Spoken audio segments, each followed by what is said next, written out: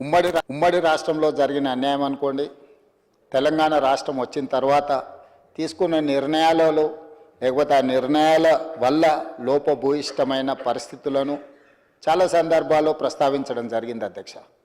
ఈ ప్రస్తావన సందర్భంగా వాస్తవాలను వివరించడానికి ఉత్తమ్ కుమార్ రెడ్డి గారు పూర్తి స్థాయిలో వారికి ఉన్న అనుభవాన్ని, వారికి ఉన్న పరిజ్ఞానాన్ని పూర్తిగా ఉపయోగించి వాస్తవ పరిస్థితులను ఒక గ్రంథంలాగా తయారు చేసి ఒక రీసెర్చ్ డాక్యుమెంట్ లాగా చేసి ఈరోజు వారు ప్రజలకు వివరించారు. ఈ సందర్భంగా గతంలో కొన్ని రోజుల నుంచి ప్రధాన ప్రతిపక్ష పార్టీ ప్రతిపక్ష నాయకుడు తెలంగాణ ప్రాంతానికి తీరని అన్యాయం జరుగుతుంది, ఈ అన్యాయానికి ప్రధానమైన కారణము కాంగ్రెస్ పార్టీ, రేవంత్ రెడ్డి గారు అని మాట్లాడడం, దానికి సంబంధించి వారు విమర్శలు చేయడం, ఆ తర్వాత వారు బహిరంగ సభల ద్వారా నిలదీస్తామని వారు అనడం జరిగింది.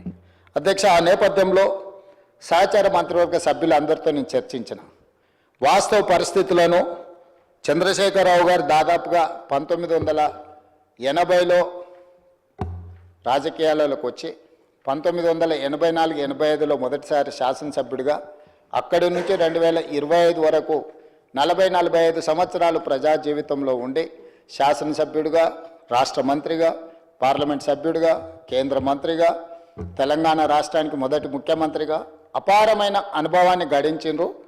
వారు ఇన్ని అంశాలు ప్రస్తావిస్తున్నారు అని అంటే వారి దగ్గర ఏదైనా సారాంశం ఉన్నదేమో, వారు ఏమైనా ఈ ప్రభుత్వానికి సూచనలు ఇస్తారేమో వారి అనుభవాన్ని ఉపయోగించి. ఒకవేళ ఏదైనా మనం తీసుకుంటున్న చర్యలలో ఇంకా తీసుకోవాల్సిన నిర్ణయాలు ఏమైనా ఉంటే కూడా వారి సూచనల ద్వారా తీసుకోవాలని ఒక ఆలోచన చేసినాం.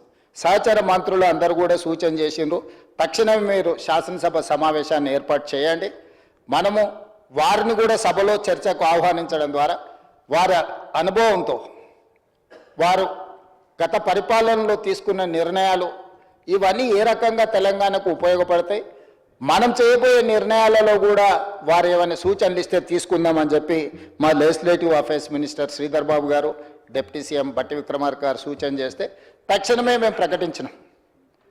కృష్ణానది జలాలకు సంబంధించి ఒకరోజు, గోదావరి నదీ జలాలకు సంబంధించి ఇంకొక రోజు మనం కూలంకషంగా ఈ సభలో చర్చించుకుందాము, వాస్తవాలన్నిటిని కూడా మనము సభ ముందు పెడదాము, తద్వారా ఒక కార్యాచరణ తీసుకుందాం. ఆ కార్యాచరణ తెలంగాణ 4 కోట్ల ప్రజల యొక్క ప్రయోజనం చేకూర్చే విధంగా మనం ఈ చర్చల ద్వారా ఒక మంచి సాంప్రదాయాన్ని నెలకొల్పుదామని చెప్పి మేమందరం నిర్ణయించుకొని ఆ దిశగా ఈరోజు మేము నిర్ణయం తీసుకొని సభ ఏర్పాటు చేయడం జరిగింది. అధ్యక్ష, ఈ శాసనసభకు ఒక పవిత్రత ఉంది. ఈ సభలో జరిగే చర్చలను, విషయాలను, అందులోని వాస్తవాలను ప్రజలు సంపూర్ణ విశ్వాసంతో నమ్ముతారు.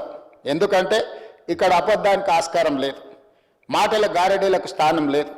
ప్రజల ఆశలు, ఆశయాలు, ఆకాంక్షలే తప్ప రాజకీయ ప్రయోజనాలకు ఇది వేదిక కాదు. తెలంగాణ 4 కోట్ల ప్రజల ప్రాతినిధ్యానికి ప్రతిరూపం ఈ సభ. ప్రజలు ఎంతో నమ్మకంతో, విశ్వాసంతో మనందరిని గెలిపించి ఈ సభకు పంపారు. ఈ సభలో మాట్లాడే ప్రతి మాట రాష్ట్ర ప్రయోజనాలే పరమావధిగా ఉంటుందన్న నమ్మకం ప్రజల్లో ఉంది. రాజకీయ సభల్లో, మీడియా సమావేశాల్లో లేదా వారి వారి పార్టీ కార్యాలయాల్లో రాజకీయ పార్టీల నాయకులు ఏమైనా మాట్లాడవచ్చు. అక్కడ మాట్లాడే మాటలకు రాజకీయ ప్రయోజనమే మొదటి ప్రయారిటీ.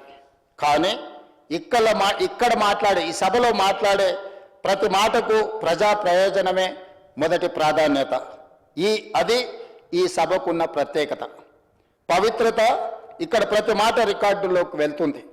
100 ఏళ్ల తర్వాత కూడా ఏ నాయకుడు ఏ సందర్భంలో ఏం మాట్లాడాడు, ఏ అంశాలపై ఎలాంటి చర్చలు జరిగాయి, అంతిమంగా ఆ చర్చలు తెలంగాణ ప్రయోజనానికి అనుగుణంగా జరిగాయా లేదా అన్నది భవిష్యత్ తరాలు తెలుసుకొని బేరీజు వేసుకునే అవకాశం ఉంటుంది. అధ్యక్ష, గడిచిన 2 ఏళ్లుగా ప్రతిపక్ష నాయకుడు సభకు రావడం లేదు.